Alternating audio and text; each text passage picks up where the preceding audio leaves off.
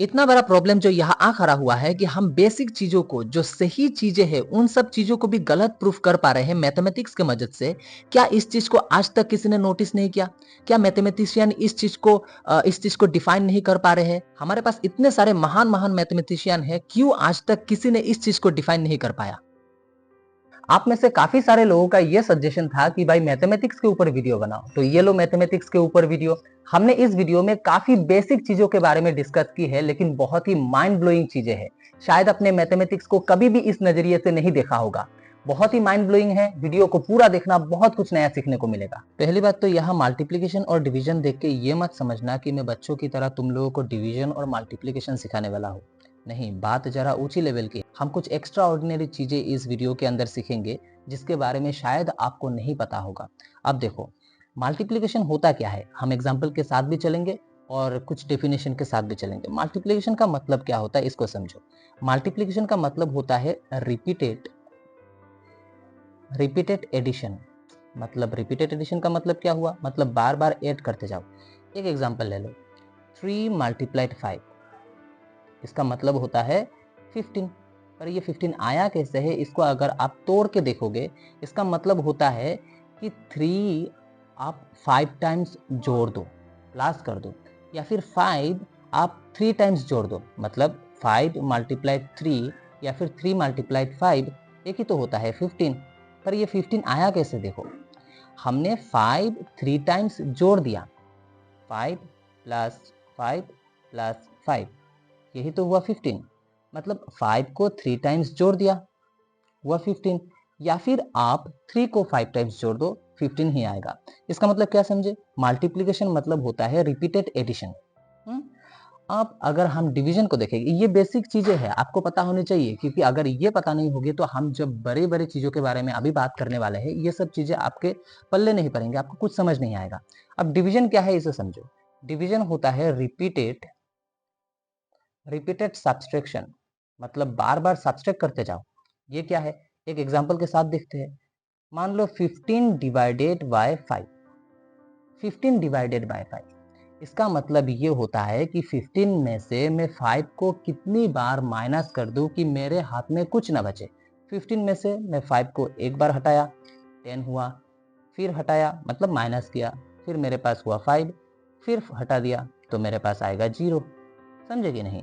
इसका मतलब 15 में से मैंने 5 को 3 टाइम्स हटाया, 3 टाइम्स सब्सट्रैक्ट किया, तभी मेरे हाथ में आया 0।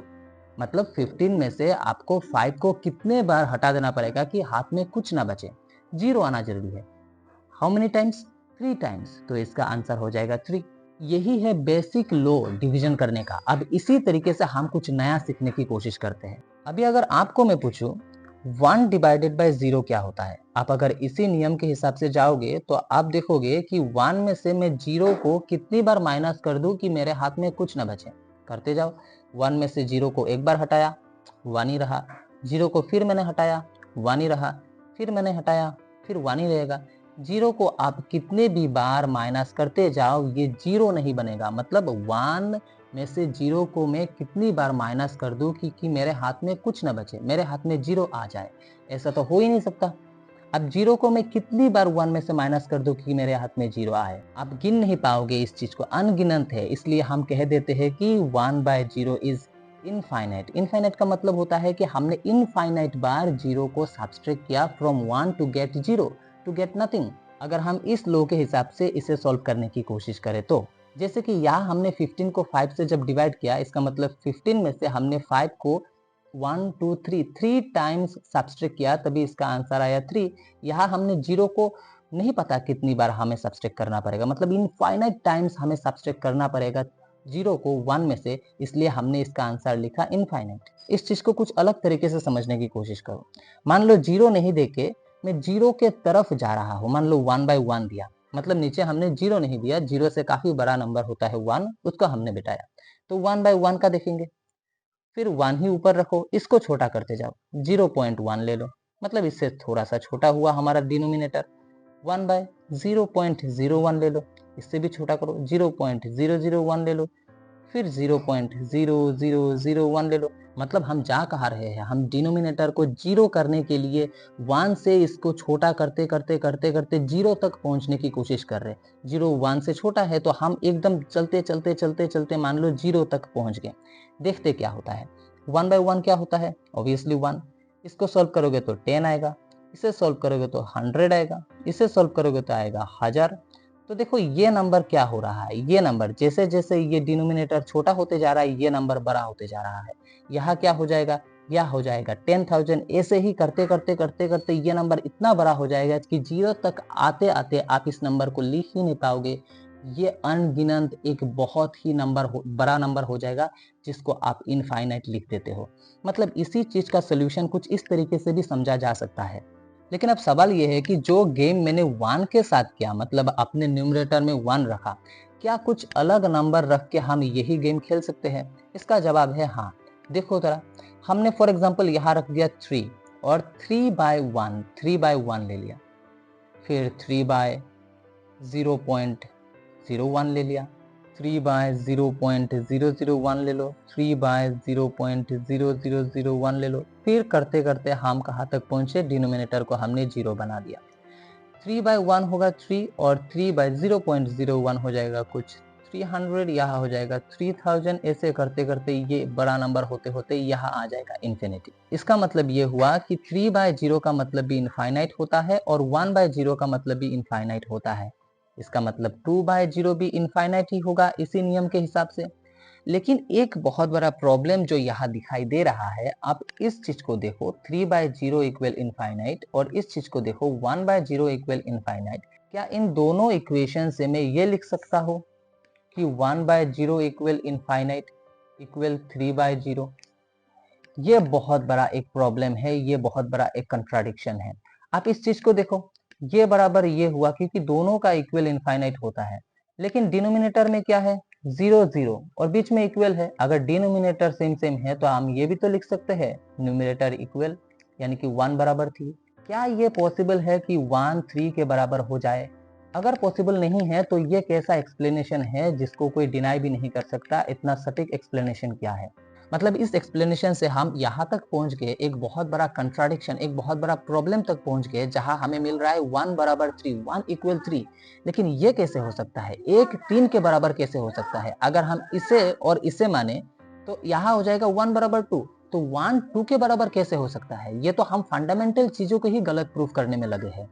आप समझो, ये मेरे पास बुक्स है, यहाँ 3 बुक्स है और या इस तरफ मेरे पास एक बुक है। तो बेसिक सी चीज है, यहाँ 3 बुक है, 3 बुक एक बुक के कैसे बराबर हो सकता है?